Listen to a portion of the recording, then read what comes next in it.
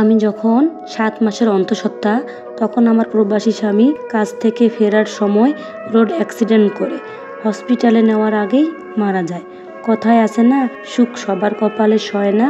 আমি যখন ক্লাস 9-এ পড়ি, তখন পারিবারিকভাবেই এক কুয়েত প্রবাসী ছেলের সাথে বিয়ে হয়। প্রথমে আমার বাবা বিয়েটা দিতে চাইছিল না।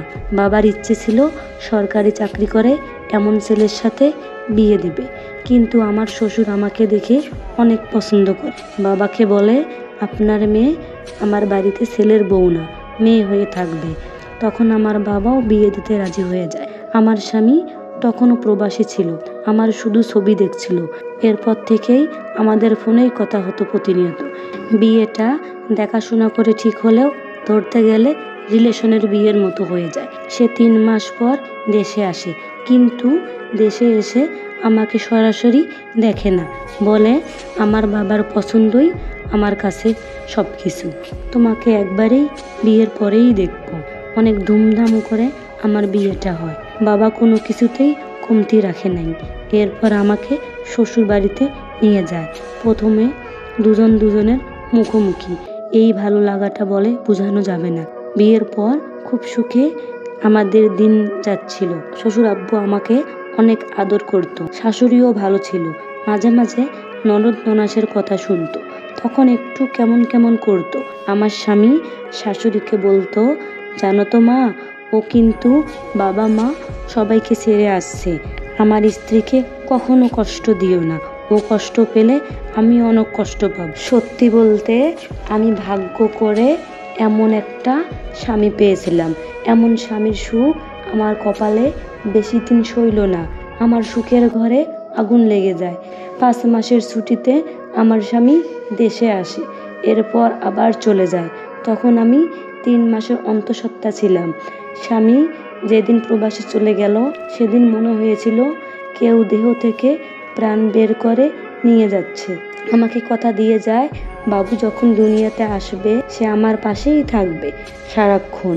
আমাদের ভিডিও কলে কথা হতো, মনে হতো সে সবসময় আমার সাথেই আছে। আমার স্বামী যেখানে কাজ করত ওর বাসা থেকে কিছুটা দূরে ছিল। প্রতিদিনের মতো ওই দিনও কাজে যায়। আমাকে বলে, বউজান, আজকে একটু কাজের চাপ বেশি, তুমি খেয়ে ঘুমিয়ে যাবা, সকালে এসে আমি ফোন দেব, কেমন? আমার না ফোনটা রাখতে ইচ্ছে করছিল না। কেন জানো তো, আজকে তার সাথে শেষ কথা হবে। তারপর আমি বললাম, সকালে তো কথা হবেই। আমি খেয়ে শুয়ে পড়লাম। মধ্যরাতে কেন জানি ঘুম হচ্ছিল না। কয়েকবার করে উঠছি আর ফোনটা দেখছি স্বামী কল দিয়েছে কিনা। সকালে ঘুম থেকে উঠে দেখি আমার স্বামী কোনো কল দেয় নাই। মধ্যরাতে কাজে গেলেও আমার স্বামী সকাল 7টায় কল দিত। ওই দিন 9টা বেজে যায়, তবুও কল আসছে না। একবার ভাবি, সে তো বলেছিল কাজের চাপ বেশি, এজন্য নাকি কল দিচ্ছে না। আবার ভাবি, কিছু হলো নাকি। এক প্রকার বাধ্য হয়ে আমি ওকে কল করি। কল দিয়ে দেখি অফলাইন। তখন মনে করি হয়তো ফোনে চার্জ নেই। তবুও আমার অনেক খারাপ লাগতেছিল। আমার মুখ দেখে শ্বশুর আব্বু বলে, তোমার কি কিছু হয়েছে মা, এমন মলিন কেন দেখাচ্ছে? তখন আব্বুকে বলি, আপনার ছেলে এখনো কল দেয়নি, বলছিল সকালে কাজ থেকে এসেই কল দিবে। তখন আব্বু বলে, হয়তো ব্যস্ত আছে, চিন্তা করো না। আমার একটা চাচাতো ভাসুরও থাকতো আমার স্বামীর কাছে। হঠাৎ দেখি আমার শ্বশুর আব্বুর ফোনে কল দিছে। আমি পাশেই বসেছিলাম। তখন আব্বু কলটা ধরে। তিনি বলে, কাকা, একটা কথা বলবো। কিভাবে বলবো বুঝতে পারতেছি না। আব্বু বলে, কি হয়েছে বলো। তখন বলে, আমার স্বামী কাজে থেকে ফেরার সময় রোড অ্যাক্সিডেন্ট করেছে, হসপিটালে নেওয়ার আগেই মারা যায়। দেখলাম আব্বুর হাত থেকে ফোনটা পড়ে গেল।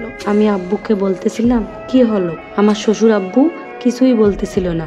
আমি বারবার জিজ্ঞেস করতেছিলাম, আব্বু, ভাইয়া কি বললো, আমাকে বলো না কেন? তখন আব্বু চিৎকার করে কান্না করে উঠে বলল, মনি আর নেই।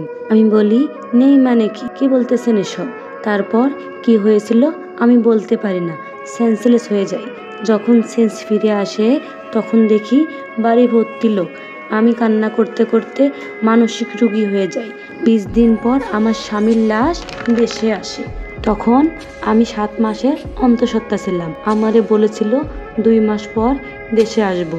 দেশে ঠিকই আসলো, পায়ে হেঁটে না, কফিনে করে। এত ভালো স্বামী পেয়েও তার সাথে সংসার করা হলো না আমার কপালটা কেন এমন হলো? আমার একটা মেয়ে হয়, মেয়েটার বয়স 4 বছর। আমাকে মাঝে মাঝে বলে, মা আমার বাবা কোথায়?